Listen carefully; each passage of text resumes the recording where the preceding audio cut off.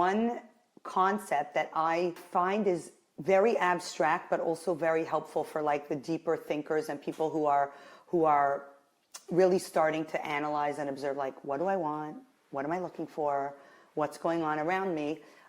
Is a concept that I share often, and depending on the background of the, of who you're speaking to, some people come with a lot of Jewish knowledge, some people, have much less information.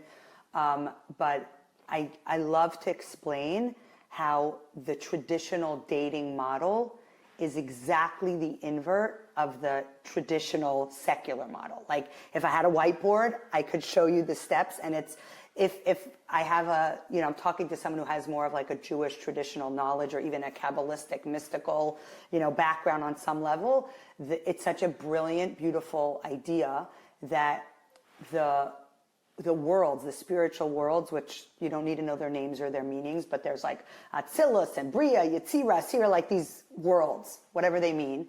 And each one comes down into the next until you get here.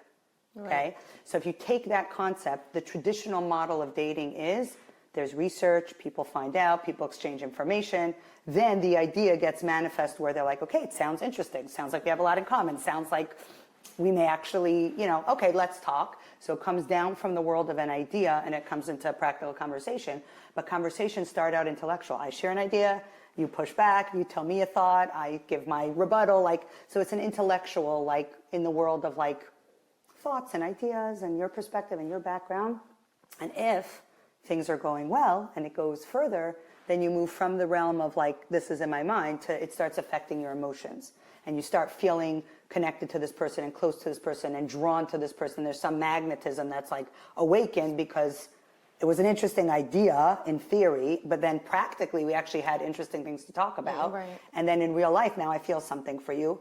And the last step of physical intimacy is okay, so you see and you understand and you feel and you've kind of brought this relationship from a concept down to now we're in something, but we're not going to make it concrete and we're not going to invest on a physical level until we're fully committed legally, halachically, etc., with a wedding. And that's the traditional model, which it's very easy to follow how it works.